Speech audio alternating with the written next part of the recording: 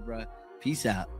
In this city, and I think, there's already been so much time, effort put in by so many people that, aren't going to get credit for what they did to bring All-Star here. So, trying to make it the best All-Star the WNBA has ever had. I know we'll certainly do that, but also, it is certainly a cool. Pay attention to the details, because this moment matters. Caitlin Clark just completed her first full Team USA practice in North Carolina, and the difference in her presence is striking. The way she moves, the confidence in her posture, and the steadiness in how she discusses managing her injury all point to something new. This isn't the worn-down rookie navigating chaos like last summer. This is an athlete who's had months away from the noise to heal, reset, and sharpen her edge. She looks refreshed, intentional, and mentally clear. The early footage from this USA basketball camp suggests a version of Clark that feels grounded and ready, and that evolution could quietly change the conversation around her role moving forward.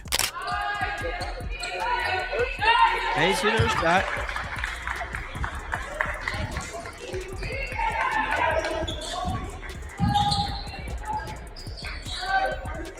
Dang. So right there, Caitlin's shot looked like his back, y'all. I mean, she ain't even jumping for real. Now, I don't think this was a three either. Nope, it wasn't. This looked like a mid-range shot. But overall, her form looked great.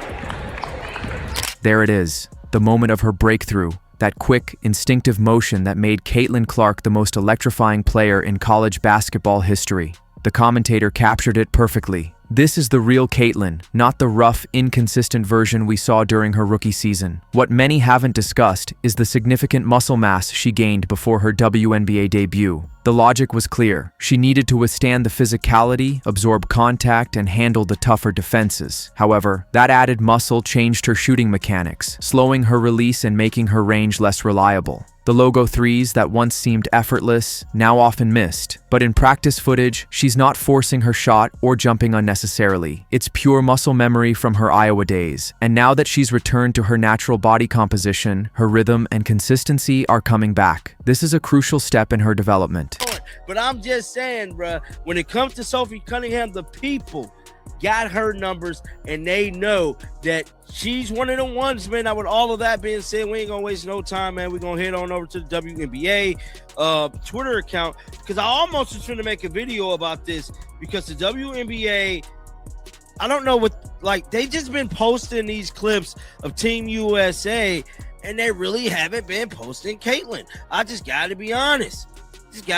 So this was the clip, right? Sophie Cunningham just landed 8th on the list of most Googled athletes for the year, and she was the only WNBA player anywhere near that ranking. That alone tells you something. Now, a commentator is pushing the idea that Sophie is the league's second biggest star behind Caitlin Clark. And before emotions take over, let's stay grounded in reality. Search trends don't argue. Engagement numbers don't exaggerate. Cunningham consistently sparks clicks, debates, and reactions in a way most WNBA players simply don't. Love her or hate her, attention follows her. She drives conversation, controversy, and visibility. And that matters in today's league. But here's the wrinkle people aren't ignoring. Around Indiana, there's been clear chatter that Fever fans didn't warm to Sophie this season. The physical edge, the on-court confrontations, and her demeanor in matchups against Caitlin left a sour taste. That tension didn't stay private. It played out in real time, and fans noticed.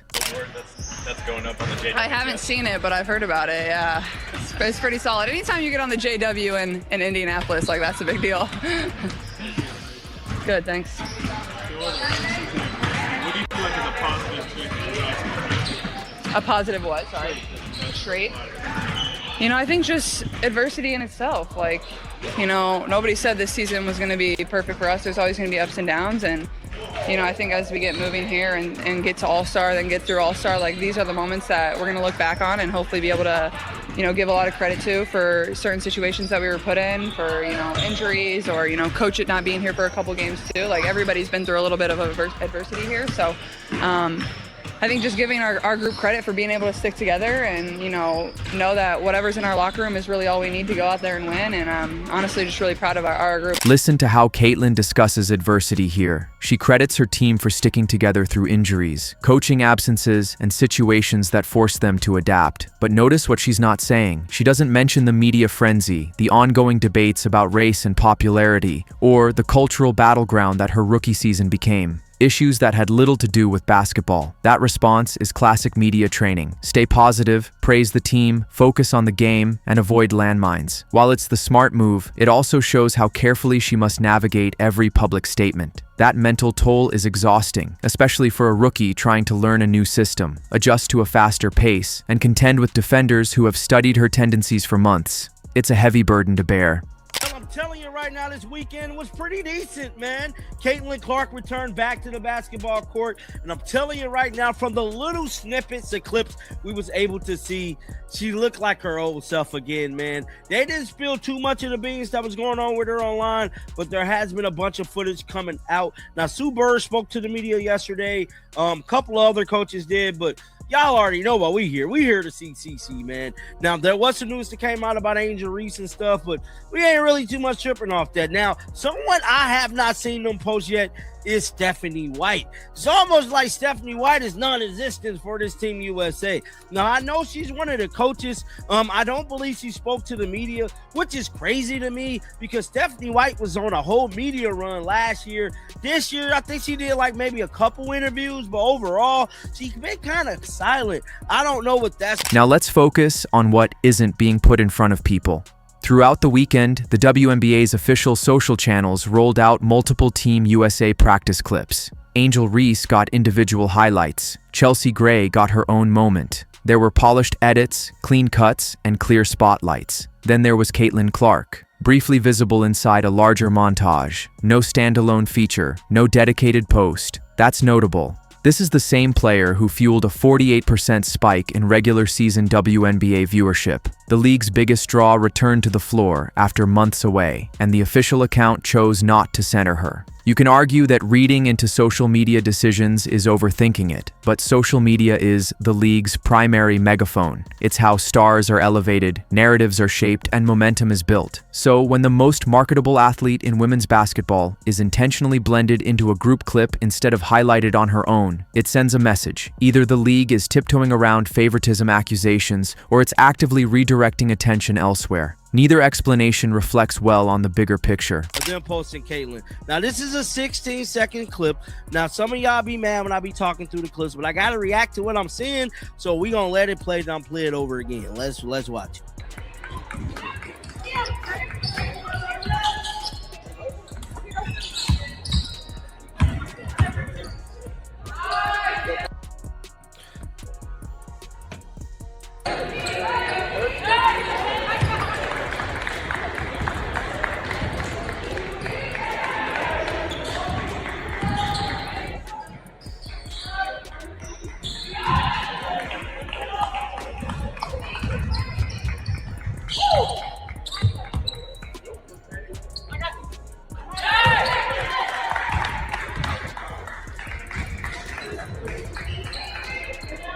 That 16-second clip didn't drop until 6 hours after practice wrapped. 16 seconds, and somehow, even in that tiny window, Caitlin's form tells a story. The release looks clean, the footwork is smooth, the confidence is back in her body language. It's a quiet reminder of what she looks like when she's healthy and unburdened.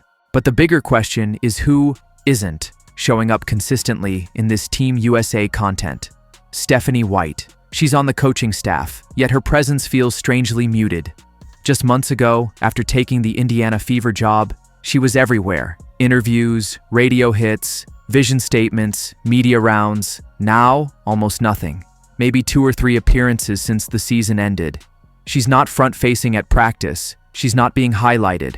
And that sudden pullback feels intentional. Coaching Caitlin Clark isn't a normal assignment. It comes with expectations, nonstop scrutiny, and cultural pressure that extends far beyond basketball. It's reasonable to wonder if managing that reality has pushed White into a quieter, more guarded public posture. And wanting to get better. So I think just, being in situations that have been, tough and responding really well every single time is what we can always fall back on. How did you feel after going through whatever, to what extent you went through today? Yeah, I feel good. I'm going to be day to day from here on out, and doing everything I can to put myself in a position to play the next game every single time. That's always my goal, is to be available for the next game, and doing everything I can with the medical staff to be able to get my body right, to be able to do that. Day to day. That's the phrase Caitlin Clark keeps using when questions turn to her health. On the surface, it sounds routine, but the context behind it matters far more than the words themselves. Clark logged more minutes than any other player in the WNBA during her rookie season. She wasn't just playing, she was carrying an offense, night after night, under a spotlight few athletes ever experience. Add in the constant physical contact that often went unchecked, and the toll becomes impossible to ignore. So when Clark talks about managing her body on a daily basis, she's not signaling weakness. She's acknowledging reality. The grind was real, the fatigue was real, the cumulative damage of that season didn't disappear overnight. What's different now is her approach. She's prioritizing recovery, listening to medical staff, and thinking long-term instead of forcing short-term availability. That's growth, that's self-awareness, and it's the kind of mindset shift that separates fleeting stars from players who sustain excellence for a decade or more. Before we get into the WNBA, Caitlin Clark looked like herself. Boom. Pass. Hayes hit her shot.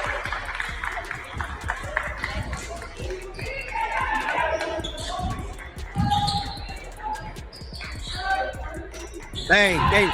So right there, Caitlin's shot looked like his back, y'all. I mean, she ain't even jumping for real. Now, I don't think this was a three either.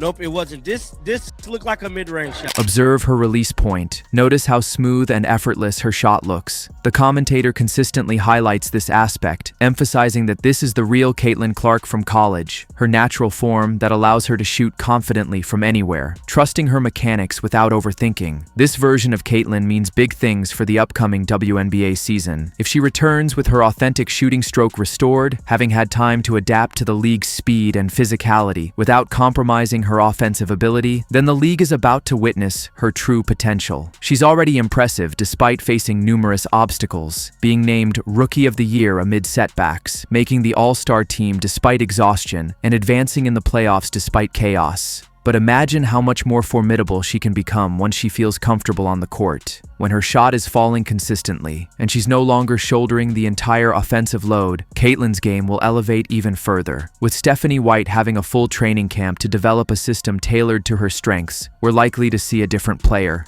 More confident, more efficient, and nearly unstoppable.